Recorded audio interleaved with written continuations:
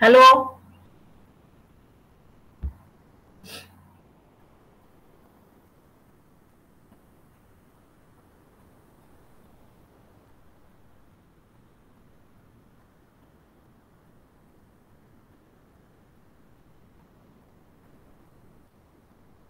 Yes ma'am. हा, येतंय ना ऐकायला? हो येतंय. बाकीच्यांना सांगा जॉईन व्हायला. आता पहिलं लेक्चर झालं का तुमचं? हो झालं. किती विद्यार्थी होते पहिल्या लेक्चरला? मॅडम 22 होते. मग आता कॉमनचं लेक्चर आहे.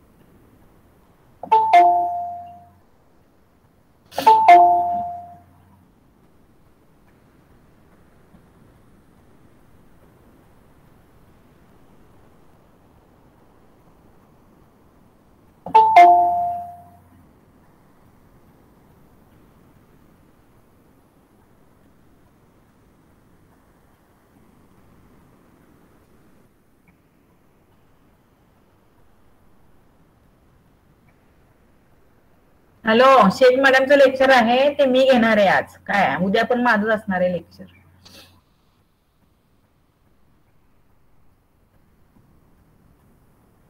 बाकीच्यांना सांगा मॅडम भोईटे मॅडमचं लेक्चर आहे म्हणून.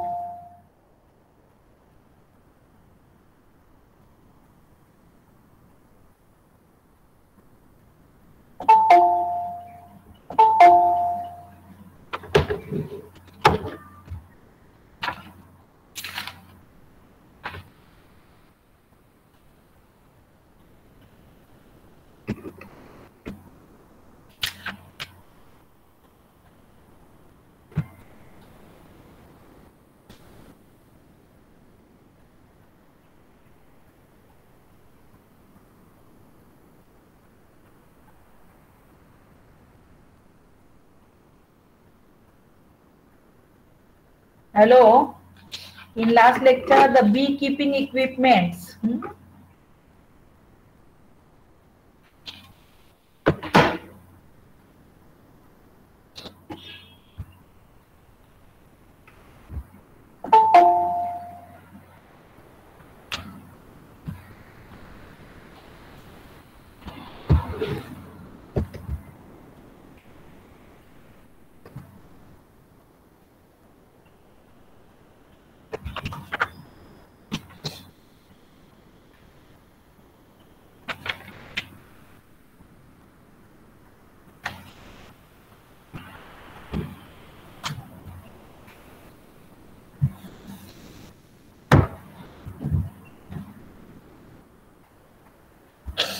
In last lecture, generally the two equipments, generally modern methods, the Langston beehive. These points generally they have completed, and the other equipments like that, the smoker, hive tool, overall, small honey extractor, uncapping knife. Generally, these in last lecture the 2 points generally they have completed. Langston, the modern equipments of the beehives. This point they have completed. And the next point is the honey extractor. If you ask the questions, write short notes on the honey extractor. Honey extractor means, what is the meaning of the honey extractor? honey extractor means it is a equipment used to separate honey from the combs. This is the first point. The second point, it is operated under the centrifugal force. Centrifugal force. And the third point, it is rotated in a wire cage enclosed by a metallic container. And the size of the honey extractor is 40 inches in diameter and 21 inches height. म्हणजे साधारण त्याची 40 inches ही diameter आहे आणि 21 inches height. The extractor consists of a wheel and a crank. There is an inner wire cage which can be rotated. And the next point, thus honey is thrown out from the cells and gets accumulated at the bottom. Then the honey is removed for the storage, and after the extraction, generally they have completed the honey, generally they becomes stored. And this equipment, generally the honey extractor, generally the shape of the honey extractor, it is a different. Some it is a rounded conical in a shape. The honey extractor, it is a machine which with honey is separated in the purest form from the honeycomb. It is made up of the metal or the tin materials.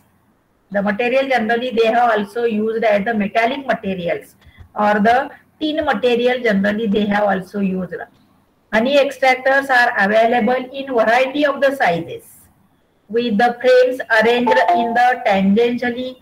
Sometimes the frame it is radially and they are operated manually.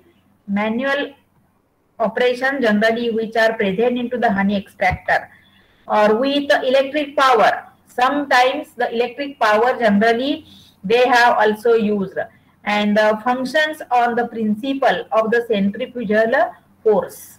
Generally these honeycombs are centrifuged by this device.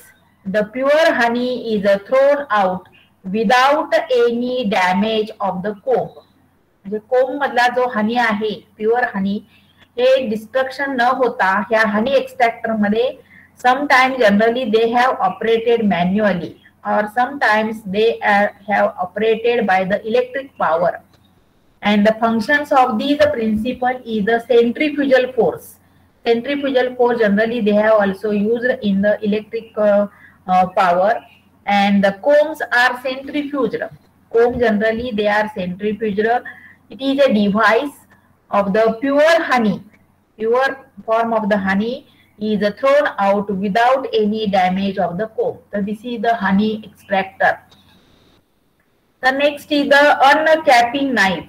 Uncapping knife, generally, do you know, when all the combs are filled with honey and they sealed by the capping with the wax, capping of the wax.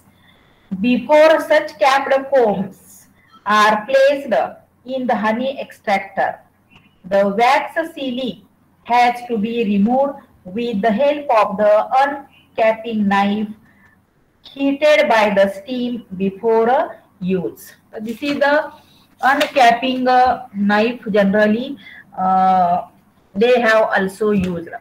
So generally in the other equipments for the beekeeping, generally in the bee have the sting is present, in the worker bee the sting is present, and which they use the sting, generally they have also used the weapon of the defense, and they do not tolerate any outside interference in their home.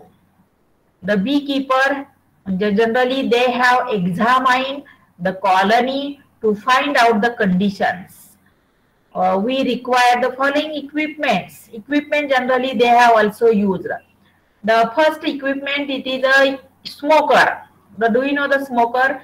It is used to give the smoke gently. Generally in the not blast, but it futures them to the bees for easy handling. म्हणजे smoker म्हणजे काय की थोड्या वेळ प्रमाणामध्ये दूर केला जातो त्या स्मोकरच्या साह्यानं. म्हणजे काय होतं की तिथल्या ज्या बीज आहेत त्या आपल्याला त्याचं जे स्टिंग आहे ते चावणार नाही आपल्या शरीरावरती, म्हणून त्यासाठी हा धुरासारखं केलं जातं, त्याला आपण काय म्हणतो स्मोकर. आणि बीज फॉर इझी हँडलिंग करण्याला बीज आपल्याला ती स्मोकरचा उपयोग केला जातो. It consist of 18 can be provided with the spout for directing the smoke from the smoldering material inside.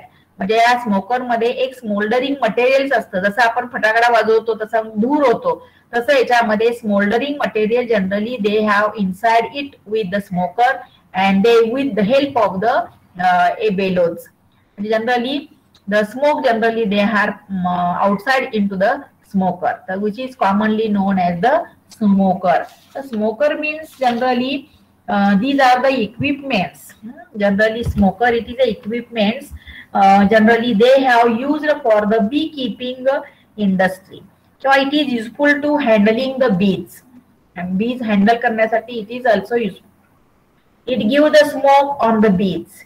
It is formed by the metallic fire pot or the funnel at the top. And at the base of the fire pot, a bellows of the leather is attached, and it is used to produce the cool smoke. Smoke generally they have also used for the cooling smoke. Generally, it is not heat smoke. Generally, they are sprayed. Generally, it produce the smoke. Coconut fibers and the old clothes are used. Old cloth generally they have also used. The smoke generally produced by the smoker alerts and calms the bees. The sting reflex is the suppressor. याच्यामध्ये stinging reflex action generally they becomes a suppressor with the help of the smoker. And generally the smoker is used in hiving, diving, inspecting the colony and harvesting the honey. So this is also called as the smoker. Generally this is a very important things. The other equipments, the honey extractor and the smoker. Generally in the smoker they have also used in the other equipments. And the next is the hive tool. Hive tool means it is a flat piece of the steel. It is a sharpened at one end for inserting the between the hive box. ज्यावेळेला hive box मध्ये जशा plates असतात त्या प्लेटचं काम काढण्यासाठी ह्या बी हाईव्हचा काय केला जातो, hive tool generally they have also use. म्हणजे hive boxes to separate them and other end bent is a separate from the frames. म्हणजे ही फ्रेम जर सेपरेट करायची असेल तर त्यासाठी hive tool generally they have also use. Generally these hive tools it is used to scrape off the bee glue and the pieces of the comb from various parts of the hive. So this is the hive tool which is commonly known as the hive tool. आता next is the overall. Overall means माहिती आहे तुम्हाला की आपण त्याच्यावरती बी चावू नये म्हणून under protective garment generally they have also used. It is a protective garment over the cloth so that the bees cannot get under them to the sting. समजा ती बीची स्टिंग आपल्याला हाताला पायाला चावू नये किंवा तोंडावरती चावू नये म्हणून त्यासाठी हे protective garment generally they are worn over the cloth. कापडी हे cloth overall generally they have also used to because the sting it is not bees generally in the sting generally they are present and the sting it is not biting to the cloth. And the strong cheap white thread could be used to make it. The next is the bee wheel. Bee wheel म्हणजे काय की वरचा डोळ्या आपला जो डोका असतं त्या डोक्याच्या वरती हे बी व्हील काय केलं जातं घातलं जातं. म्हणजे पुढचा जो डोळ्याचा भाग असतो तिथे नेटला सारखं नेट लावलेलं असतं आणि पाठीमागचे दोन कानाकडचा भाग आणि पाठीमागचा भाग हा क्लॉथ यूज केला असतं. तर it is made up of frames covered on the four sides with the small mesh wire gauze. Small mesh साइजची wire gauze generally they have also used and it is a black light materials. Light material generally. It is a silk, cotton, and top and the bottom with the thick cloth generally they have also used. And the bottom cloth is provided with the rim, your circular rings. Circular ring generally with an elastic to make a stick to the neck. नेकचा जो Persian आहे त्या ठिकाणी circular ring वापरली जाते किंवा दोरी वापरली जाते की त्याच्यामुळे काय होतं की पूर्ण असं ते बी व्हील आपल्या डोक्यामध्ये व्यवस्थित बसलं पाहिजे. स्टिक द नेक आणि bee veil is worn over the face of the person handling the bees. Bees ज्याला हँडलिंग करतो आपण त्याला हे bee veil it is also used. and the protections against the stings. ह्या स्टिंगचं बाईट होऊ नये आपल्यासाठी त्यासाठी हे प्रोटेक्शन्स बी व्हील हे आपल्या डोक्यामध्ये म्हणजे जशी आपण टोपी असते त्या टोपीसारखाच आकार असतो त्याच्यावरती. तर बी व्हील्स आपण generally they R it is a protection from the stings.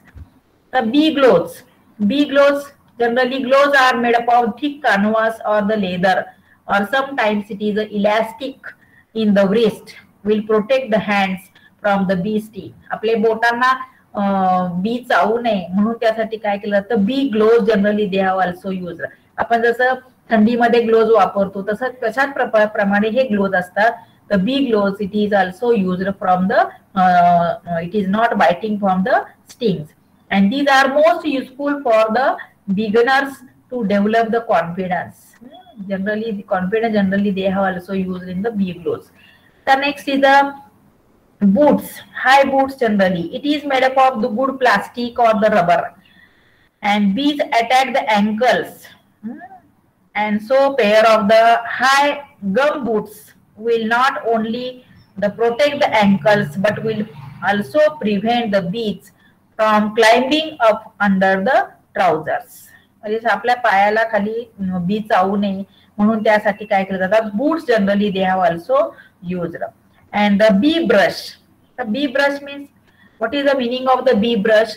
The brush it is employed for the brush of the bees from the honeycombs before it is taken away for the extraction. एक्स्ट्रॅक्शनच्या वेळेला ह्या ब्रशच्या साह्याने काय केलं जातं employed for the brush of the bees from the honeycomb. हनीकोमच्या मध्ये जर बीज तुम्हाला हँडल करायचे असेल त्यावेळेला हे bee brush generally they have also use. आता next is the division of the board. Other equipments division of the board feeder. The division of the board feeder is a wooden trough at the regular Langston frame dimension with its shoulders to hang in the hive boxes just like any other frame. It is also used for the feeding sugar syrup of the bees. Feeding becomes necessary if the honey stores they run short before honey flows start in the flowers, or if the bees are to be abscond due to the heat or due to the shortage of the water or the honey. The extra feeding is also mostly used in the dearth periods. So this is the division board generally they have also used. The next other equipments, the swarm catching equipments. ज्यावेळेला बीज अशा swarm होतात त्यासाठी catching equipments it is also used. The swarm settle on the branch of nearby trees. It can be gently cut above the swarm by a secateur and taken to the hive in the basket. Generally, they termed swarm catching. For this, some equipments are required. These equipments like that. The first equipments it is a queen cages. This is the swarming generally they have also used. Nowadays different types of the cages are used in the beekeepers. The miller queen introducing the cage and the smith introducing the cage. The queen mailing cage and the wire gauze cage. म्हणजे प्रत्येकाचे वेगवेगळे प्रकार आहेत. काही वेळेला केज म्हणजे wire गॉजचं cage असतं किंवा Miller queen introducing the cage किंवा स्मिथ इंट्रोड्युसिंग द केज. आता these cages, see the different types of the cages. These cages are useful for introducing the queen to the queenless colony, and these bees become acquainted with the fact that she is embedded in a queen. This is commonly called as the queen cages. The next other equipments, the queen cell protector. Queen cell protector means it is made up of piece of the large mesh wire gauze. Mesh wire gauze generally they have also used, and these mesh wire gauze they are rolled into the rectangular or cylindrical form. म्हणजे cylindrical form मध्ये ही mesh gauze generally म्हणजे spring जशी असते आपल्याला, आपल्याला ज्या अंडा आपण फेडतो की नाही तशासारखी स्प्रिंग, तशासारखा शेप हा क्वीन सेल प्रोटेक्टरचा असतो. cylinder like structure generally they are cylindrical inner structure and they are large mesh wire gauze. This is useful for the introducing the queen cell from a queen right colony to the queenless colony. Generally they are protected in the queen cell protector. Queen मधली जी sale आहे ती protect करण्यासाठी until its acceptance by the workers, तर which is commonly known as the queen cell protector. त्यालाच आपण काय म्हणतो, queen cell protector. These are the queen cell protector, and in the queen cell protector these are the equipments which are also used. आता next is the division of the board. Division of the board means the dummy board of a wooden partitions, and they serves as a movable wall to helping in reducing the size of the brood chamber. ह्या brood chamber मध्ये हा board काय असतो म्हणजे movable wall generally they have also used to keep the hive air conditioner. म्हणजे hive air conditioner मध्ये असावी आणि protected from the bee enemies, insulate the weather. म्हणजे हवा, ऊन, वारा, पाऊस यासाठी हे युनिट वापरलं जातं. म्हणजे क्लोजिंग एक्झिट, म्हणजे एकापासून एंट्रन्स आणि एक्झिट असे दोन होल्स असतात आणि त्याच्यामधून ती क्वीन जी आहे किंवा जी बीज आहे ही क्लोजिंग द एक्झिट रिजन्स मध्ये येते. म्हणजे डिव्हाइस आहे हे ए बीज through the self closing exit. Exit साठी त्याची सेल्फ क्लोजिंग. आणि टू टाइप ऑफ द बीज generally escape they used by the beekeepers. So this is the bee escape. So generally these are the equipments which are also used. And the last point generally, this is the equipments generally they have also used the medicinal. तुमच्या syllabus मध्ये medicinal value of the honey. आता next point is the honey means it is a sweet material and they collects by the honey bees. Collect कशापासून केलं जातं तर honey bees from the nectar of the plants. Plants मधले जे nectar आहे त्याच्यापासून हे हनी काय केलं जातं कलेक्ट केलं जातं. It is A natural food. Natural food. आता कंपोजिशन ऑफ हनी बी काय आहे, कंपोजिशन माहिती आहे तुम्हाला. तर generally honey is A natural product. Honey is A natural product. हा नॅचरल प्रॉडक्ट आहे. नंतर इट कन्सिस्ट ऑफ वॉटर. हनी मध्ये कोणते कंटेंट्स असतात तर water is 17%, fructose 38%, glucose generally 31%, sucrose 1.3% आणि अदर शुगर्स 9%. आणि टोटल ऍसिड्स त्याच्यामध्ये टोटल ऍसिडचं प्रमाण हे किती असतं 0.57%.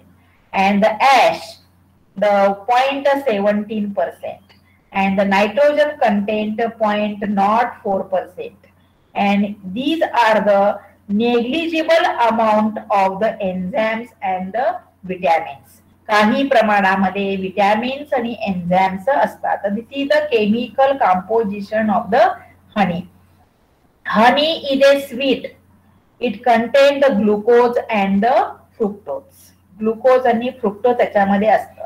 आणि generally the carbohydrates consist of both the monosaccharides and the disaccharides. Carbohydrate मध्ये तुम्हाला माहिती आहे मोनोसॅकॅराइड, disaccharides, trisaccharides. This is the types of the carbohydrates. The honey also contains proteins and the free amino acids.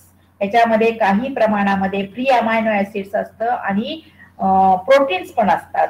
नंतर acids found in the honey are the citric acid. जर तुमच्या honey मध्ये citric acid generally they are present, gluconic acid and the hydrochloric acids. So these are the acids generally they are found into the honey. And the honey also it contains the ash. And sometimes in the honey minerals are present. Minerals mean that is for examples iron, copper, magnesium, manganese, sodium, potassium, calcium, silica, phosphorus are found in a small quantities. म्हणजे minerals हे याचं जे प्रमाण आहे ते काही प्रमाणामध्ये असतं. म्हणजे small quantities of the minerals are found into the honey. And the vitamins त्याच्यामध्ये असतात. The vitamins occur in the honey are the ascorbic acid, niacin, pantothenic acid, riboflavin and thiamine. These are the name of the vitamins which is present into the honey. And the varying quantities of the enzyme such as the invertase and the diastase are present in the honey. honey मध्ये हे enzymes दोन प्रकारचे असतात, तर एक इन्व्हर्टेज आणि एक diastase. आता next is the properties of the honey. Properties of the honey generally colour, taste and the flavor of the honey are contributed by the aromatic compounds, that is the colloids and the pollens. The honey is a hygroscopic in nature. When the honey is exposed to air, it absorbs the moisture. समजा हनी तुम्ही expose केला तर त्यामध्ये moisture generally they becomes absorb. किंवा honey has high viscosity. High viscosity, it flows very slowly. The density of the honey is high. Density त्याची किती असते हनीची, तर हाय असते. आणि specific gravity of the honey is 1.41. तर this is the gravity, specific gravity of the honey. And the colour generally ranges from white to dark. हनीचा colour जो आहे तो साधारण व्हाईट असतो किंवा dark colour generally they becomes form. आता next point is the nutritional value of the honey. Nutritional value of the honey. Honey is full of energy. Generally, it contains the carbohydrates. So sometimes a 1 teaspoon of the honey liberate the 100 calories. समजा एका चमच्यामध्ये जर तुम्ही हनी घेतलं तर त्याच्यामध्ये how much amount of the calories are present, तर 100 calorie generally they are present. म्हणजे याच्यामध्ये साधारण 100 कॅलरीज त्याच्यामध्ये असतात. तर honey is formed by the dextrose, levulose and which provide the energy. Honey तुम्ही आपण सकाळी उठल्यानंतर काहींना सवय असते की लिंबू पाणी घेताना त्याच्यामध्ये काय करतो आपण, 1 चमचा हनी टाकतो. काय तर हनी मध्ये काय होतं की generally in the body of the fat generally they becomes dissolve. तर फॅटचं जी फॅट बॉडी असेल तर त्यातलं फॅट्स कमी करण्याचं काम हे हनी करत असतात. म्हणजे honey is formed by the dextrose, levulose and they provide the energy. काय energy generally they becomes provides. The honey is also it is considered as the drug immortality. तर it is honey it is a antibacterial property generally they are present किंवा जे enhance the appetite. And it is also useful for the relieving the dryness of the mouth and the body. Sometimes it provides the essential amino acids. Essential amino acids they are required for the growth of the body. काही जे essential हे असतील amino acids असतील ते require करण्याचं म्हणजे ग्रोथला म्हणजे बॉडीची ग्रोथ व्हायची असेल तर त्यासाठी हे honey it is also useful. honey improves the metabolism. किंवा honey is a more effective with the digestion. Honey घेतल्यामुळे काय होतं, आपलं डायजेशन पण काय होतं, व्यवस्थित राहतं. किंवा minerals generally they are found in to the honey aids in the blood circulation. किंवा ब्लड सर्क्युलेशन जर व्हायचं असेल व्यवस्थित तर honey it is these minerals generally they have also useful for the circulation of the blood. आता next is the medicinal value. तुम्हाला ह्याच्यामध्ये तुमच्या सिलेबस मध्ये फक्त only for the mention in the medicinal value of the honey. The honey plays important role is a medicine. Medicine मध्ये हा हनी हे जास्त प्रमाणामध्ये वापरलं जातं. हनी possesses the antibacterial property. This is the second use, medicinal use. Antibacterial properties are present into the honey. Third use, honey can cure the cuts, burns and the sore throat. So this is the medicinal value and it acts as an antibiotic. So generally honey, it protects the skin and the eyes and it promotes the growth of the healthy tissues. Honey is also used to treat the cough, cold and intestinal disturbances. आपल्याला जर खोकला वगैरे आला तर आपण ते काय होतो, एक मधाचं काय करतो, बोट चाटतो. कशासाठी, तर कफ समजा कमी होण्यासाठी या हनीचा काय केला जातो, यूज केला जातो. The honey cure the headache due to sleepiness and the anti-eosinophilic properties are present into the honey. The honey it is also useful for the enhances digestion and the appetite. आपलं digestion चांगलं व्हायचं असेल तर त्यासाठी हनी आपण काय केलं पाहिजे, त्याचा यूज केला पाहिजे. Generally honey it acts as a medicine to cure the jaundice. समजा एखाद्याला कावीळ झाली असेल तर त्यासाठी या काविळीच्या औषधामध्ये हनीचा वापर केला जातो. Generally it is a cure for the jaundice किंवा it protect the deposition of the fats. आताच मी सांगितलं तुम्हाला, एक पेला आपण घेतलं त्याच्यामध्ये लिंबू पिळलं, त्याच्यामध्ये एक चमचा मध टाकला, सकाळी अनुशापोटी जर आपण हे घेतलं तर काय होतं, आपली जे फॅट्स आहेत ते फॅट्स काय होतात, कमी होतात. लगेच नाही त्याचा परिणाम होत. हे साधारण कसं लॉंग म्हणजे लाईफ लॉंग जरी तुम्ही हे जे घेतलं हनी तर it is also useful for the fat. Generally they deposition of the fat generally they are form in to the honey. किंवा it goods the kidney patients. Kidney patients असतील त्याला सुद्धा honey generally they have also use. किंवा it is also used for the medicine for the bed wetting. किंवा honey can be applied by the swelling. Swelling झालं असेल तर त्यासाठी सुद्धा हनीचा यूज केला जातो. So generally this is the medicinal value and so many medicinal value generally they are present in regions. The honey is a mildly antiseptic and sedative. So it is also used ingredient in Ayurvedic or the Unani symptoms of the medicine. Unani symptoms म्हणजे आयुर्वेदाच्या ह्याच्यामध्ये हा हनीचा use भरपूर प्रमाणामध्ये केलेला आहे. आता next point, medicinal value just as a lactose. Lactose generally is used to cure. Lactose हे काय केलं जातं, टू क्युअर किंवा used as a carrier of the homeopathic medicines. होमिओपॅथिकच्या गोळ्या तुम्हाला माहिती आहेत, साबुदाणासारख्या गोळ्या असतात. तर homeopathic generally they have medicines. The lactose generally they have also used. Some tested medicinal uses, म्हणजे some tested medicinal uses of the honey, they have also used to laxative, blood purifier, blood circulation किंवा blood purifier, किंवा generally it preventive against the cold, it preventive against the cough and the fever, curative for the sores, eyes, alignments, ulcers on the tongue. समजा आपल्या टंग मध्ये किंवा आपल्या तोंडामध्ये काही वेळेला असे पांढरे पॅचेस असतात, म्हणजे अल्सर झाल्यासारखं वाटतो आपल्याला, तर त्याच ठिकाणी सुद्धा हनी हे काय केलं जातं, आपण एक चमचा घेऊ शकतो. तर generally eye alignment, ulcers on the tongue, sore throat and the burns. समजा आपल्या घशाला समजा काही बर्निंग झालं असेल तर त्यासाठी honey generally they have also medicinally generally they have also used.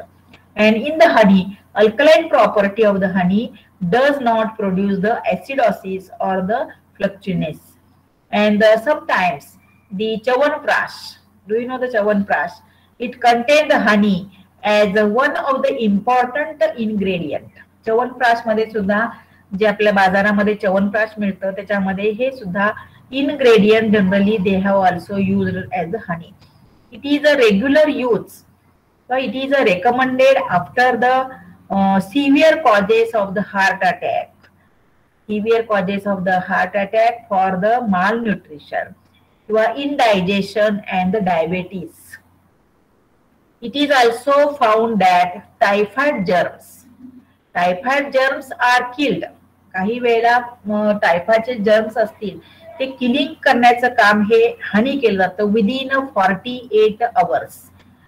So this is the medicinal use, and those of the bronchopneumonia in the 4 days and the dysentery in 50 hours. तर ब्रँकिओनिमोनिया झाला असेल किंवा dysentery झाली लागली असेल तर त्याच्यासाठी हे टायफॉइड जर्म्स किल करण्याचं काम कोण करत असेल तर हनी हे वापरलं जातं. आणि दिस हनी it is also used for the 48 hours. Some other uses generally they have also used. Other uses, that is the food and the medicinal value. Food and the medicinal value. In the honey, it is used in number of the ways. Number of the ways, for example, it is used in the preparation of the bread. Bread मध्ये सुद्धा आपण हनी use केला जातो. Cake मध्ये पण काही वेळेला हनी घालतात. कॅन्डीज and the biscuits, काही बिस्किट्स आहे त्याच्यामध्ये पण हनी generally they are also used. It is due to the preservative nature. It is also used to prepare alcoholic drinks. Alcoholic drinks, the honey generally they are also used. In laboratory, honey is used to stimulate for the growth of the plants. Growth of the plants stimulate करण्यासाठी ह्या हनीचा काय केला जातो use केला जातो. The bacterial culture, काही वेळेला आपण बॅक्टेरियल कल्चर करण्यासाठी ह्या हनीचा काय केला जातो यूज केला जातो. किंवा in insect diet and the preparation of the poison baits for the fruit flies. तर these are the other uses of the honey. तर this is the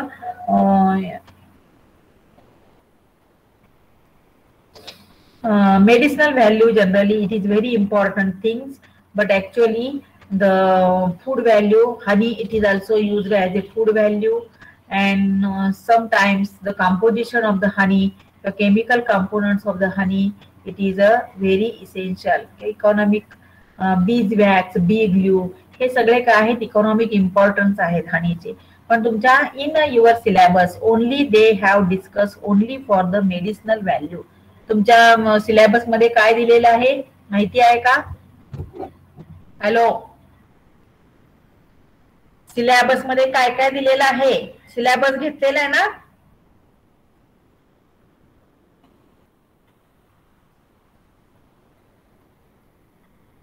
hello,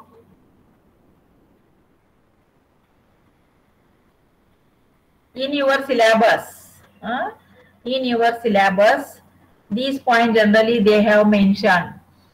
Generally the apiculture in this topic unit first, या unit first मध्ये तुम्हाला काय सांगितलेलं आहे तर types and the caste of honey bees. Types आणि कास्ट ऑफ हनी बीज म्हणजे ऍपिस डॉर्सेटा, ऍपिस इंडिका, ऍपिस मिलिफेरा आणि ऍपिस फ्लोरिया हे टाइप झाले ऍपिकल्चरचे. आणि कास्ट ऑफ हनी बी म्हणजे काय, त्याच्यामध्ये वर्कर, क्वीन आणि ड्रोन्स हे झाले कास्ट ऑफ हनी बी. नंतर हनीकोम, हनीकोमचं स्ट्रक्चर कसं असतं ते सांगितलेलं आहे. नंतर वेगवेगळ्या हनीकोमची अरेंजमेंट आहे ती वेगवेगळ्या ऍपिस डॉर्सेटाचं हनीकोम कसं असतं, ऍपिस मिलिफेराचं हनीकोम कसं असतं किंवा ऍपिस फ्लोरियाचं हनीकोम कसं असतं आणि त्याचा साईज शेप कसा आहे हे सगळं सांगितलेलं आहे. म्हणजे बिहेवियर ऑफ द हनीकोम.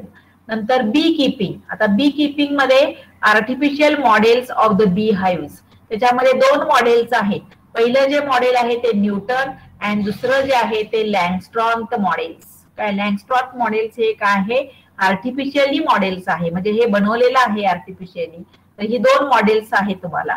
आणि bee keeping equipments, bee keeping equipments मध्ये तुमचे जे आता मी सांगितलेलं आहेत bee keeping equipments, generally these are the 2 equipment generally they have used. हे 2 मोठे जे आहेत Newton's model bee hive and the Langstroth hive. तर दिस इज द स्ट्रक्चर, म्हणजे त्याच्यामधले कोणते कोणते पार्ट्स आहेत लँडस्टॉर्म मध्ये ते तुम्हाला एक्सप्लेन केलेलं आहे. नंतर ह्याच्यामध्ये क्वीन एक्स्ट्रॅक्टर, म्हणजे extraction of the honey, honey extractor कसं केलं जातं, क्वीन एक्सक्लुडेटर म्हणजे काय, नंतर कोम फाउंडेशन शीट म्हणजे काय, हनी एक्स्ट्रॅक्टर्स म्हणजे काय, त्याच्यावरती शॉर्ट नोट विचारतात तुम्हाला. तर हनी एक्स्ट्रॅक्टरची डायग्राम आणि त्याची डिस्क्रिप्शन्स. नंतर इक्विपमेंट मध्ये अनकॅपिंग नाईफ असतं, किंवा अदर इक्विपमेंट जे आहे ते स्मोकर आहे. नंतर हाईव टूल आहे, ओव्हरऑल म्हणजे गार्मेंट्स आहे ते, बी व्हील आहे, बी ग्लोव्हचा वापर केला जातो. नंतर हाय बूट्स वापरले जातात, बी ब्रश वापरले जातात. किंवा स्वार्मिंग कॅचिंग जे इक्विपमेंट्स आहेत ते swarming catching equipment that is the queen cages, प्रत्येकाचे क्वीन केजेस आहेत, केज म्हणजे माहितीये तुम्हाला. आणि क्वीन सेल प्रोटेक्टर्स म्हणजे स्प्रिंग लाईक स्ट्रक्चर असतं क्वीन सेल प्रोटेक्टर. नंतर डिव्हिजन ऑफ द बोर्ड, म्हणजे डमी बोर्ड हा काय केला जातो वुडन पार्टिशन साठी, serves for the movable wall for the helping in the reducing the size of the brood chamber. ह्या brood chamber मध्ये हा एक डमी बोर्ड तयार ठेवलेला असतो, त्यालाच आपण म्हणतो डिव्हिजन बोर्ड. आणि generally they protect from the bee enemies किंवा इन्सुलेट किंवा एअर कंडिशन साठी त्याच्यासाठी त्या बोर्डचा यूज केला जातो. बी एस्केप हा सुद्धा self closing exit, generally they have also use in the bee escape. तर this is the generally these are the swarming catching equipments, म्हणजे स्वार्म ज्याला होते, swarming generally which are takes place in to the honey bee, आणि these equipment generally they have also used in the swarming of the bees. तर त्यासाठी हे बीज काय केलं जातं, वापरलं जातं. तर ह्यासाठी हे जे ते तुम्हाला ह्या सिलेबस मध्ये ह्या सिलेबस मध्ये हे पॉइंट्स दिलेले आहेत. काय आता नंतरचा जो आहे extraction of the honey, extraction of the म्हणजे हनी एक्स्ट्रॅक्टर, त्यालाच आपण एक्स्ट्रॅक्शन ऑफ द हनी ह्या त्यांनी इक्विपमेंट मध्येच घातलेला आहे. आणि नंतरचा लास्ट पॉइंट आहे तो medicinal value of the honey. फक्त एवढंच medicinal value of the honey, पण मी तुम्हाला in general information which are takes place, म्हणजे काही इन्फॉर्मेशन तुम्हाला माहिती पाहिजे आपल्याला. हनी म्हणजे काय, त्याचं कॉम्पोजिशन काय असतं, हनी काय डायरेक्ट आपण मेडिसिनल व्हॅल्यू बघणार का, नाही. तर त्यासाठी आपल्याला थोडं बेस म्हणजे केमिकल कॉम्पोजिशन ऑफ द हनी काय आहे, प्रॉपर्टीज काय आहेत हनीच्या त्या तुम्हाला सांगितलेल्या आहेत. किंवा nutritional value of the honey, honey nutritional value साठी आपण वापर केला जातो. तर these are the point generally they have mention in to the honey. आणि next point is the medicinal value of the honey. तर मेडिसिनल व्हॅल्यू मध्ये एक 10-12 पॉइंट्स आहेत, त्याच्या तुम्हाला मी नोट्स काय करीन त्या पाठवून देईन, अदर इक्विपमेंट्स वगैरे पहिल्याच्या ह्याच्यात तुम्हाला दिलेल्या आहेत. ह्या पुस्तकामध्ये एक पुस्तकच आहे माझ्याकडे, त्या पुस्तकातल्याच नोट्स मी तुम्हाला दिलेत.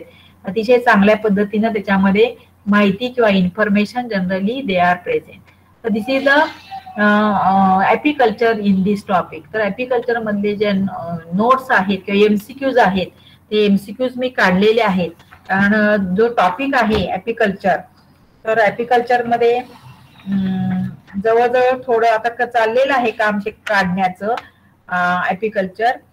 तर त्या ज्या नोट्स आहेत म्हणजे तुम्हाला ऍपिकल्चर टॉपिक मधल्या एमसीक्यूज हे मी तुम्हाला नंतर देते. मी काय आता फक्त तुम्ही वाचत राहा की जे टॉपिक दिलेलं आहे त्याच्यामध्ये काय सांगितलेले आहे, म्हणजे कोणत्या वेळेला काय करायला पाहिजे. कारण आता तुमची जे टेस्ट आहे एंड सेमिस्टर एक्झाम ही बहुतेक काही वेळेला ह्या कोरोनाच्या पार्श्वभूमीवरती एमसीक्यू वरती होईल परीक्षा, किंवा ऑफलाईन जर परीक्षा ऑफलाईन जर तुमचं चालू झालं तर त्यावेळेला तुम्हाला लॉंग आन्सर शॉर्ट आन्सर हे आपल्याला माहिती कळलं पाहिजे, लिहिता आलं पाहिजे. आता लॉंग आन्सर मध्ये हनी बीज मध्ये काय होतात की describe the different types of the बीज किंवा काइंड्स ऑफ द बीज. हा फुल क्वेश्चन विचारला जाईल तुम्हाला. किंवा दुसरा क्वेश्चन आहे की describe in detail the caste of the honey bees. Caste of the honey बीज म्हणजे 3 टाईपच्या कास्ट आहेत, म्हणजे वर्कर, क्वीन आणि ड्रोन्स. त्याची माहिती द्यायची, म्हणजे त्याचं डायग्राम आणि त्याची डिस्क्रिप्शन. किंवा काही वेळेला तुम्हाला write short notes of the honey comb. Honey comb वरती शॉर्ट नोट विचारली जाते, किंवा एक्स्ट्रॅक्शन ऑफ द हनी किंवा स्मोकर वरती शॉर्ट नोट विचारली जाईल, किंवा describe in detail the medicinal value of the हनी ह्याच्यावरती फुल क्वेश्चन विचारलं जाईल, किंवा एखाद्याला शॉर्ट नोट सुद्धा विचारलं जाईल. किंवा याच्यामध्ये full question describe in detail the Newton's bee hive हा सुद्धा विचारला जाईल. किंवा full question describe in detail the Langstroth models of the hives. काय Langstroth models of the hives, त्याच्यामधले स्ट्रक्चरल पार्ट्स कोणते आहेत ते फक्त लिहायचे, त्याची माहिती द्यायची, कोणते कोणते पार्ट्स आहेत त्या लँगस्ट्रॉन्ग मॉडेल्स मध्ये, आणि ते तुम्ही लिहू शकता. तर अशा पद्धतीनं हे जे आहे किंवा न्यूटन्स मॉडेल जे आहे, न्यूटन्स बी हाईव्ह आहे, ते तुम्हाला शॉर्ट नोटला विचारतील. किंवा हनी कोंब वरती तुम्हाला काय विचारतील, शॉर्ट नोट विचारतील.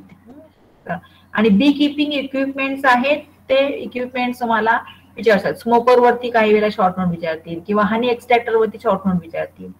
तर हे जे आहेत ते, किंवा बी व्हील मध्ये शॉर्ट नोट विचारतील, किंवा ओव्हरऑल किंवा हाई टूल, दोन एकत्र शॉर्ट नोट केल्या जातील की हाई टूल अँड द ओव्हरऑल, किंवा अनकॅपिंग नाईफ अँड द स्मोकर, हे असं ह्या पद्धतीनं. किंवा बी व्हील अँड बी ग्लोव्ज किंवा बी ब्रश, अशा पद्धतीनं हे जे आहे ते. किंवा हनी कोम फाउंडेशन शीट ह्याच्यावरती शॉर्ट नोट विचारलं जाईल, किंवा क्वीन एक्सक्लुडेटर याच्यावरती शॉर्ट नोट विचारलं जाईल.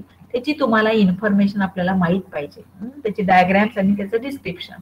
तर हा टॉपिक आहे ॲपिकल्चर युनिट फर्स्ट. काय दीज हॅव कम्प्लिटेड 8 पिरियड सांगितलेले आहेत. आपले भरपूर पिरियड झालेले आहेत असं वाटते मला. If you any difficulty please ask me. तुम्हाला समजा काही शंका असेल तर मला विचारा. आहे का शंका? हॅलो, कोण आहे? स्नेहल पवार आहे का?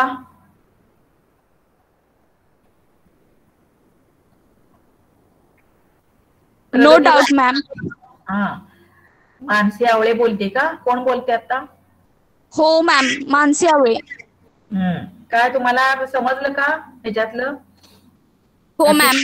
हा, एपिकल्चर हा टॉपिक जे आहे हा डिस्क्रिप्टिव्ह टॉपिक आहे. तुम्ही तुमच्या भाषेमध्ये सगळं लिहायचं आहे. आता हनीमध्ये तुम्हाला सगळं माहिती आहे, त्याच्यातली सगळी माहिती आपल्याला माहिती आहे. 4 प्रकारच्या काइंड्स ऑफ हनी बीज आहेत, म्हणजे तुम्हाला त्याची हिस्ट्री पण माहित पाहिजे आपल्याला. मी तुम्हाला नोट्स पाठवलेले आहे, त्याच्यामध्ये पीडीएफ फाईल पाठवलेली आहे. त्या पीडीएफ फाईल मध्ये तुम्ही बघा की लाईफ सायकल्स पण सांगितले. Nest of behaviour of the honey bee species, म्हणजे हनी बीच्या ज्या स्पेसिस आहेत त्याचं नेस्ट कोणत्या ह्याच्यावरती असतं. काहींचं बुश वरती असतं, काहींचं ह्याच्यावरती झाडावरती असतं. तर हनी हाईव बी हाईव्ह वरती समजा तुम्हाला त्याच्यामध्ये क्वीन सेल कुठली असते, सील्ड वर्कर सेल कुठली असते, एम्प्टी क्वीन सेल पण असतात त्याच्यामध्ये, किंवा एम्प्टी क्वीन सेल किंवा असा ड्रोन सेल्स असतात. ड्रोन सेल्स ह्या मोठ्या असतात. क्वीन सेल ही कशी असते, साधारण त्याचं डोम शेप्ड स्ट्रक्चर असतं क्वीन सेलचं. ओल्ड क्वीन सेल कुठं असतात. तर अशा पद्धतीनं हे पोलन सेल्स जे आहेत, किंवा वरच्या बाजूला साधारण मध साठवला जातो, खालच्या बाजूला नसतो. अगदी टॉप रिजनलाच मधाचं पोळं हे आपल्याला तिथं मध जास्त प्रमाणामध्ये असतो. बाकीच्या ठिकाणी वर्करचं काम काय आहे, वर्करच्या ड्युटीज कोणत्या आहेत ते सांगितलेलं आहे. म्हणजे ह्या 3 प्रकारच्या कास्ट आहेत किंवा व्हरायटीज आहेत त्या तुम्हाला सांगता आल्या पाहिजेत. आणि Apis dorsata it is commonly known as the rock bee, किंवा Apis indica it is commonly known as the eastern bee, हे एमसीक्यूला विचारतील तुम्हाला. किंवा Apis mellifera it is commonly known as the western bee, आणि Apis florea it is commonly known as the garden किंवा small pollinating bee. किंवा सगळ्यात largest most मधाचं पोळं कुठलं असतं बी हाईव्हचं, तर रॉक बी म्हणजे एपिस डॉर्सेटा ही लार्जेस्ट मोस्ट जे आहे, आणि स्मॉलेस्ट जे आहे ते एपिस फ्लोरिया. ऍपिस फ्लोरियाचे जे स्मॉल पॉलिनिम बी आहे किंवा त्याचं जे पोळं आहे ते स्मॉल असतं. बाकीच्या मध्ये कसं असतं, थोड्याफार प्रमाणामध्ये हे लार्ज असतं. तर generally these are the point generally they have discussed किंवा in which phylum किंवा in which ऑर्डर कोणती आहे हनी बीची, तर हायमिनोप्टेरा ही ऑर्डर आहे. क्लास त्यांचा कोणता आहे, तर क्लास इन्सेक्ट आहे. फायलम कोणता आहे हनी बीचा, तर आर्थ्रोपोडा आहे. हे जे क्वेश्चन्स आहेत हे अशा पद्धतीने विचारले जातात. आणि Apis dorsata it is commonly known as, म्हणजे तुम्हाला rock bee, eastern bee, western bee आणि गार्डन बी असे पर्याय दिले असते. त्या पर्याय मधला तुम्हाला हे लक्षात ठेवलं पाहिजे. ऍपिस डॉर्सेटा म्हणले की रॉक बी, ऍपिस इंडिका म्हणलं की ईस्टर्न बी किंवा ऍपिस मिलिफेरा वेस्टर्न बी आणि ऍपिस फ्लोरिया त्यालाच आपण गार्डन बी असं म्हणतो. हे 4 प्रकारच्या बीज आहेत, म्हणजे काइंड्स ऑफ हनी बीज. आणि त्याचं डिस्क्रिप्शन्स अगदी व्यवस्थित दिलेलं आहे. त्याच्यामध्ये तुम्हाला शॉर्ट नोट विचारली समजा ऍपिस डॉर्सेटा तर लिहिता आलं पाहिजे आपल्याला, किंवा ऍपिस इंडिकावरती शॉर्ट नोट विचारली तर ते मटेरियल ते जे दिलेलं आहे तुम्हाला नोट्स पीडीएफ मध्ये त्याच्यामध्ये सगळी माहिती दिलेली आहे. ऍपिस फ्लोरिया हाईवचं पण दिलेलं आहे बघा, हाईवची डायग्राम आणि त्याचं डिस्क्रिप्शन. आणि नंतर nesting behaviour of the honey B species, म्हणजे प्रत्येक ज्या हनी बी स्पेसीज आहेत त्यांचं घरटी जे आहे म्हणजे त्यांचं हाईव जे आहे ते वेगवेगळ्या प्रकारचं असतं. काय आणि त्याचे साईज किती आहे, त्याचं मधाची क्वांटिटी किती आहे, तो किती सेंटीमीटरचा आहे, किंवा queen cells, worker cells, drone cells कशामध्ये असतात ते त्याच्यामध्ये सांगितलेलं आहे. म्हणजे स्पेरिकल आउटलाईन कशी आहे, नेस्ट कशा प्रकारचं असतं, हे प्रत्येक स्पेसीजचं वेगळं दिलेलं आहे. ऍपिस डॉर्सेटा हे species build large single large कोंब असतं त्याच्यामध्ये. त्याची लेंथ किती आहे, डीप किती आहे, डीपनेस किती आहे, आणि हे कुठं असतं तर हाय रॉक आणि टॉल ट्रीजलाच असतात. हे ऍपिस डॉर्सेटा म्हणजे त्याला म्हणतो आपण आग्यामऊ म्हणतो आपण काय, तर ते टॉल ट्रीजला आणि रॉक खडकाला अटॅच झालेलं असतं किंवा आपल्या बिल्डिंग वरती पण असू शकतं. आणि जो ऍपिस इंडिका जे आहे ते build comb the cover cavity of the ट्रीला किंवा रॉकला किंवा वॉल्सला असतं. काय तर जनरली व्हर्टिकल कोंब असतं आणि separated from each other in half of the inches. आणि ऍपिस मिलिफेरा हे जे आहे generally these are found into the species generally they build the nest always the dark cavities जिथे आहेत त्या ठिकाणी किंवा मॉडर्न बी कीपिंग आहे. आणि Apis florea generally they build a single small vertical जे आहे तर non vegetations generally they are hangs in to the bushes होते, branches of the bushes, hedges, caves, building, chimneys and empty cases. तर ह्या ठिकाणी त्याचं काय असतं ऍपिस फ्लोरिया. म्हणजे हे तुम्हाला का मी सांगते तर ह्याच्यावरती एमसीक्यूज विचारले जातील. काय तर एमसीक्यूज आपल्याला माहित पाहिजे, धडा माहित असेल तर एमसीक्यू कळणार, नाही तर कळणार नाही. त्यासाठी वाचन हे महत्वाचं आहे. एखादा टॉपिक जर आपल्याला करायचा असेल तर पहिल्यांदा त्याचं पूर्ण वाचन करायचं, मग आपल्या मनामध्ये किंवा आत्मसामध्ये आणायचं काय सांगितलेलं आहे, आणि ते तुम्ही तुमच्या भाषेमध्ये लिहायचं किंवा त्यातले पॉइंट्स तुम्ही काढू शकता. आता तुम्ही TYBSC चे विद्यार्थी आहात किंवा स्टुडंट्स आहात, प्रत्येक टॉपिकचे तुम्ही पॉइंट्स काढले पाहिजेत आणि त्या पॉइंट्स वरती लिहिता आलं पाहिजे आपल्याला. तर this topic generally, this unit generally they have completed, and the next unit generally the second unit animal husbandry. काय हे दोन माझ्याकडे टॉपिक्स आहेत. ॲनिमल हजबंडरी, तर indigenous and the exotic breeds of the कॅटलचे ब्रीड्स कोणते कोणते आहेत ते मी पुढच्या वेळेला मी घेईन. त्याच्यानंतर preservation and artificially insemination of the cattle किंवा incubation of the early puberty, synchronization of the estrus in cattle, आणि commercial importance of the dairy farming. Commercial importance काय आहे डेअरी फार्मिंगचं ते तुम्हाला सांगायचं आहे. कमर्शियल म्हणजे त्याचं दूध म्हणा किंवा बाय प्रोडक्ट्स आहेत ते विकून काय केलं जातात त्याचं money generally they have also it is a profitable for the farmers. तर त्याच्यामध्ये डेअरी फार्मिंग हा पॉइंट आहे. तर हे जे आहे हे तुम्हाला टॉपिक मध्ये करायचं आहे. महत्वाचे टॉपिक आहे. ॲपिकल्चर हा टॉपिक पण अतिशय महत्वाचा आहे. त्याच्यामध्ये एमसीक्यूज मी बरेच काढलेले आहेत काय, तर ते एमसीक्यूज तुम्हाला मी सगळे नंतर देते काय. त्याचे मी अजून टाईप करायचे माझ्याकडे, टाईप करून मग मी वर्ड मध्ये टाईप करते आणि मग तुम्हाला देते. चालेल का? Hello, okay ma'am. चालेल का? टायमिंग झालं का? हा बोला. हा आतापर्यंत आता अदर इक्विपमेंट्स आहेत ते मी तुम्हाला पीडीएफ फाईल करून देते काय इक्विपमेंट्स.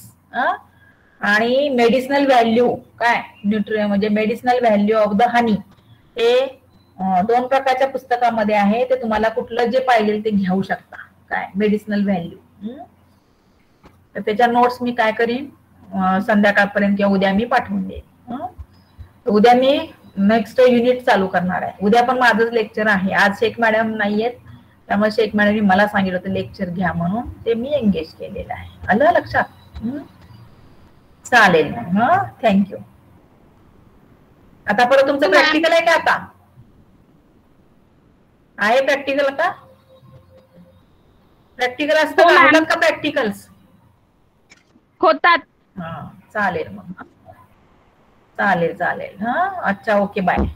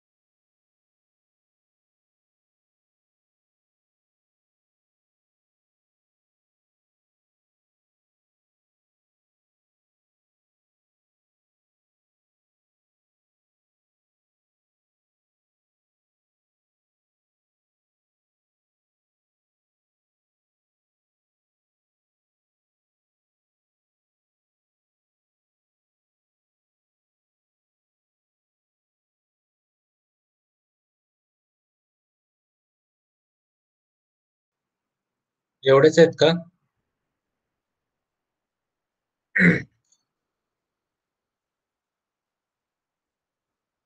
लास्ट लेक्चरला पण एवढेच होते का स्टुडंट?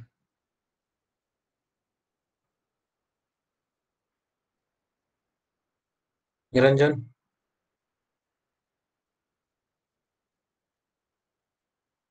Hello sir. हा, म्हणलं अगोदरच्या लेक्चरला एवढेच होते का? एवढेच होते ना? होते की होते, जास्त होते, लेफ्ट झाले आता.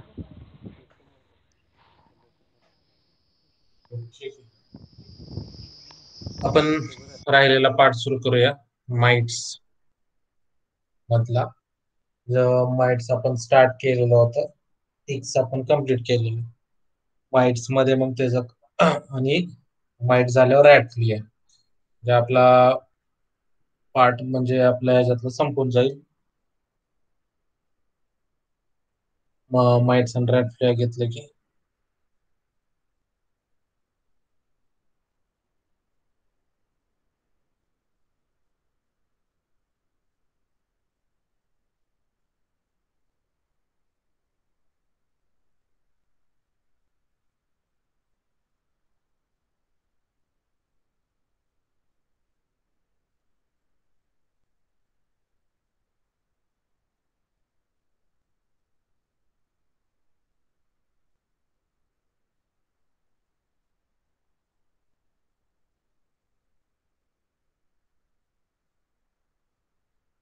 माइट्स मध्ये लास्ट टाइम तुम्हाला म्हणजे मी डायग्राम दाखवली, दोन डायग्राम म्हणजे इमेज त्यामध्ये टाकलेली आहे की माइट्स म्हणजे कसे असतात. काय वेळेस बऱ्याच वेळा शंका असते की एखादा अॅनिमल आपण कोणत्या प्रकारे दिसतो वगैरे. ते माइट्स आहे ते बऱ्यापैकी तुम्ही बऱ्याच जणांनी पाहिले असतील. रेडिश टाईप कलर राहत असतो यांचा. त्यांचा फायला मार्थ्रोपोडा, क्लास अरेक्निडा आणि ऑर्डर अकॅरिना येते.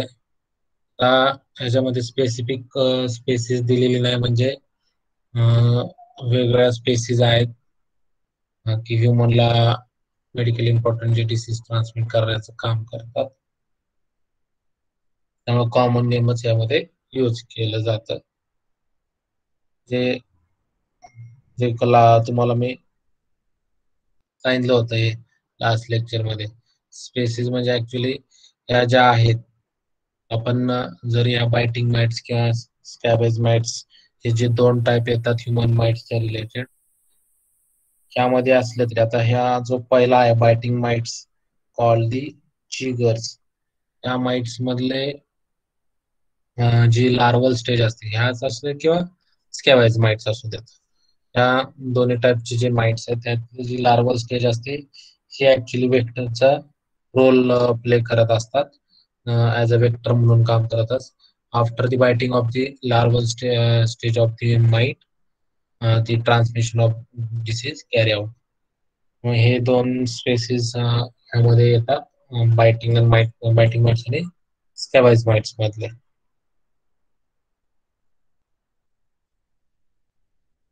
मॉर्फॉलॉजी मध्ये बिफोर पेअर्स ऑफ लेग्स ह्यामध्ये प्रेझेंट असतात. बॉडी सेगमेंटेशन कुठल्याही प्रकारचं नसतं, and they are small and 0.5 mm to 2 mm in length and 0.5 mm to 2 mm length मध्ये हे असतात. रेडिश इन कलर याचा राहतो. ऍक्च्युली बायटिंग माइट्स आणि स्कायफिश माइट्स काही कलर चेंज सुद्धा राहत असतात. बऱ्यापैकी कलर आपण म्हणतो रेडिश टाईप कलर ह्यामध्ये राहत असतो. आणि त्याचं डिस्ट्रीब्युशन म्हणलं तरी वर्ल्ड वाईड डिस्ट्रीब्युशन माइट्सचं राहत असतं. आणि हे जे डिसीज ट्रान्समिशन करत असतात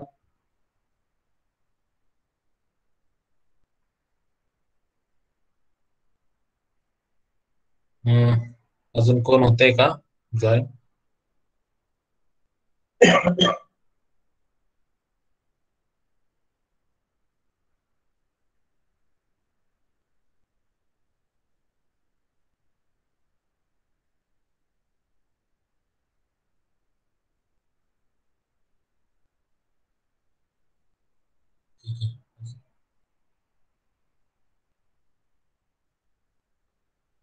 डिसीज ट्रान्समिशन माइट्स मध्ये दोन डिसीज म्हणजे ट्रान्समिट होणारे जे आहेत यामध्ये पहिला म्हणजे रिकेट्सियल पॉक्स हा एक डिसीज येतो आणि दुसरा म्हणजे स्क्रब टायफस. जो स्क्रब माइट आपण बघितला त्यात हा स्क्रब टायफस ट्रान्समिट होत असतो. Biting mites through the rickettsial pox या डिसीज ट्रान्समिट होत असतो. बट त्यामध्ये बी ह्या रिकेट्सियल पॉक्स जे पॉझिटिव्ह एजंट येतो रिकेट्सिया अकारी आणि वेक्टर मी तुम्हाला म्हटलं बायटिंग माइट यामध्ये हा येतो. ऍक्च्युली खूप डिटेल मध्ये बघायचं म्हणलं तर बायटिंग माइट जो आहे तो हा डिसीज ट्रान्समिट करण्याचं काम करत असतो. आणि रिकेटच्या आकारी सुद्धा हा जो पॅथोजन आहे तो बॅक्टेरियल पॅथोजन आहे आणि तो डिसीज ट्रान्समिट करण्याचं काम कॉझिटिव्ह एजंट कॉजेस ट्रान्समिट करण्याचं काम माइट करतो आणि त्याच्यामुळे डिसीज होत असतो. Rickettsia अकारी positive agent rickettsial pox आहे. स्क्रब टायपस मध्ये पॉझिटिव्ह एजंट येतो म्हणजे ओरेंटिया पुस्तांगोमशी हा बॅक्टेरिया जो आहे यामध्ये स्क्रब टायपस जो माइट आहे दोन्ही मध्ये सुद्धा लक्षात ठेवा लार्वल माइट असतात किंवा लार्वल स्टेज आपण म्हणतोय. लार्वल स्टेज असते त्यामुळेच डिसीज ट्रान्समिट होत असतो. हे महत्वाचे दोन डिसीज माइट्स थ्रू ट्रान्समिट होणारे आहेत हे लक्षात ठेवा. रिकेट्सियल पॉक्स मध्ये जे सिम्पटम्स येतात फिवर रॅशेस इस्टर म्हणजे ऍक्च्युली जखमा झाल्यागत होतं रॅशेस जास्त झाल्यावर नंतर रिकेट्सियल पॉक्स मध्ये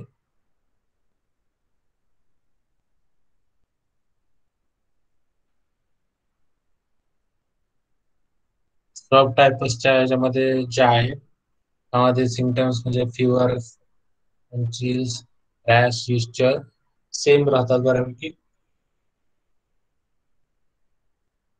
headache body aches and muscle pain जे तुम्ही आतापर्यंत सिम्पटम्स पाहिलेले बऱ्याचशा सगळ्या ह्याच्यामध्ये ते सिमिलर बऱ्यापैकी राहतात. फार चेंजेस असतात पण मोस्ट ऑफ द टाइम हे सिमिलर तुम्ही सिम्पटम्स हे बघितलेले. फक्त त्याच्यामध्ये एखादा ऍडिशनल जे वेगळं असतं ते स्पेसिफिक ह्याचं त्या डिसीजचा राहत असतं सिम्पटम ते पण त्यामध्ये आलं पाहिजे. हे माइट्स मध्ये आपण बघितले आणि ह्या दोन्हीचे सुद्धा म्हणजे टिक्स असू देत किंवा माइट्स असू देत जे तुम्हाला सांगितले की प्रिव्हेन्शन जे असतं त्यामध्ये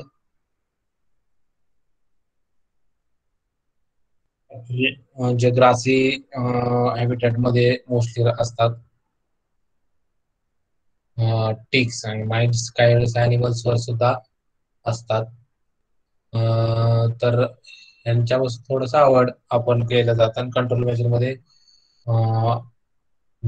टायलरीन पायरेथ्रिन हे यूज केलं जातं. रिपेलंट सुद्धा काही आहेत ते यूज केले जातात ह्याच्यासाठी कंट्रोल होण्यासाठी टिक्स अँड माइट्स साठी.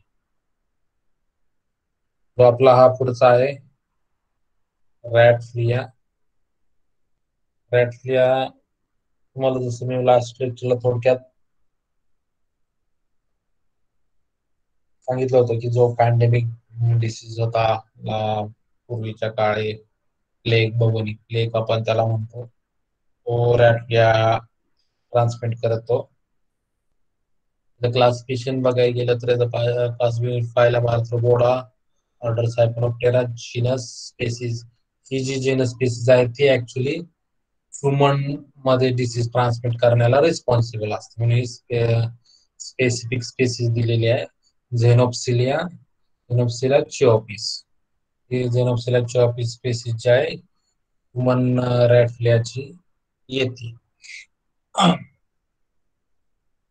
मॉर्फोलॉजी या रॅटफ्लिया या प्रकारे दिसायला असतो. हे डायग्राम मध्ये तुम्ही बघताय म्हणजे आईज असू द्यात माउथ पार्ट्स महत्वाचे बॉडी पार्टचे डिव्हिजन 3 मध्ये झालेले हेड थोरॅक्स ॲब्डोमेन. ऍक्च्युली इथे माग क्लास घेतला नाही, क्लास इन्सेक्टच्या अंडर हा रॅटफ्लिया येतो. परत तुम्ही यामध्ये जे सगळे बघताय स्पायरॅकल्स, जे तुम्हाला माहिती की रेस्पिरेशन प्रोसेस साठी यूज केले जातात. आणि त्यांचे जे हाइंड लेग्स असतात हे त्यांचे लेंथ असते हँड लेगची जास्त असते because of the modification or the adaptation for the jumping purpose. हे लेग्स असतात ते मॉडिफाय झालेले असतात हाइंड लेग्स. आणि हे टोटली फीड करताना ह्युमनच्या ब्लडवर फीड करत असतात. त्यावेळेस ऍक्च्युली रॅटफ्ले असतात ते डिसीज ट्रान्समिट करण्यासाठी जो पॉझिटिव्ह एजंट आहे बबोनिक प्लेगचा तो ट्रान्समिट करत असतो. ते आपण बघूया पुढं. The adult flares are an average 2 to 6 mm in length and have laterally compressed body. जी लेंथ ॲव्हरेज आहे 2 ते 6 mm आहे. लॅटरली कॉम्प्रेस म्हणजे तुम्हाला आता मी सांगितलेले ऑलरेडी हे तुम्ही बघताय. लॅटरली कॉम्प्रेस बॉडी झालेली आहे. They possesses antennae, sucking mouth parts and eyes. Mouth parts बघताय आता ह्या साईडला ऍक्च्युली तर मेन्शन केलं की नाही दिसत नाहीत. अँटेनी आहे सुद्धा आहेत आणि माउथ पार्ट्स आहेत ते sucking type of mouth parts आहेत जे की मी तुम्हाला म्हणलं ब्लड सक करण्याचं काम करत असतात. आणि आईज बघताय आईज आहेत. And all flares lack wings and have modified hind legs for the jumping purpose. त्यामध्ये विंग्स लॅक ऑफ विंग्स किंवा विंगलेस राहत असतात इनसाइड.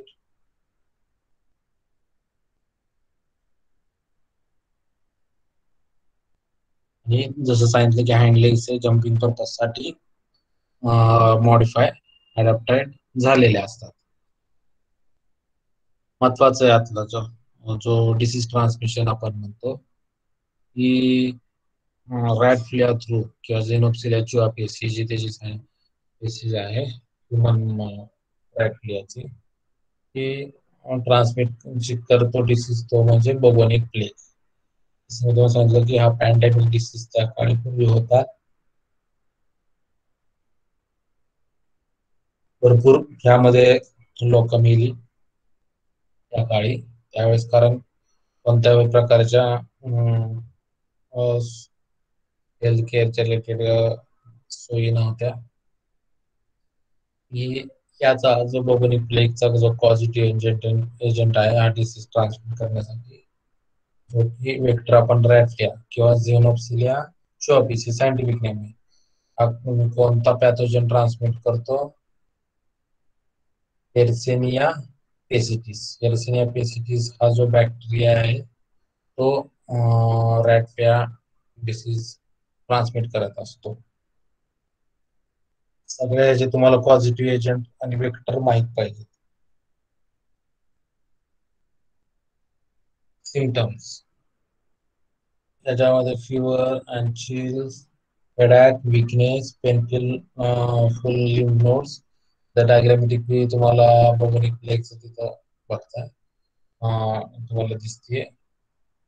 नॉझिया, वॉमिटिंग सुद्धा हे राहतात. जॉईंट जे आहेत पेन होत असतात, जॉईंट पेन चेस्टला जे आहेत. आणि सगळ्यात महत्वाचं म्हणजे लिम्फ नोड मध्ये त्रास आपण म्हणतो. हे लिम्फ नोड सुद्धा बघतात स्वेलिंग होत असतं. ज्यावेळेस हा बॅक्टेरिया ट्रान्समिट होतो रॅटफ्लिया थ्रू इन ह्युमन बॉडी, त्याचं मल्टिप्लिकेशन व्हायला स्टार्ट होतं. दॅट टाइम म्हणजे मल्टिप्लिकेशन होतं त्यावेळेस हे स्वेलिंग वाढत जातं. पण आता प्रिव्हेंटिव्ह मेजर वॅक्सिन असतात की बाकीचे जे अँटीबायोटिक्स आहेत ते बरेचसे ह्याच्यावर आहेत, त्यामुळे आता काही प्रॉब्लेम येत नाही. त्या प्रकारचे हा रॅटफ्लियाच्या ह्याच्यामध्ये सिम्पटम्स येतात बबोनिक प्लेगमध्ये. त्या रॅटफ्लिया आणि आपण माइट्स दोन्ही आत्ताच्याला बघितले. आपला जो माझ्या मते तरी आपलं पॉइंट्स झालेले आहेत त्यामध्ये. तरी बी काही ह्यामध्ये आतापर्यंत ज्याच्या शंका असतील तर विचारा.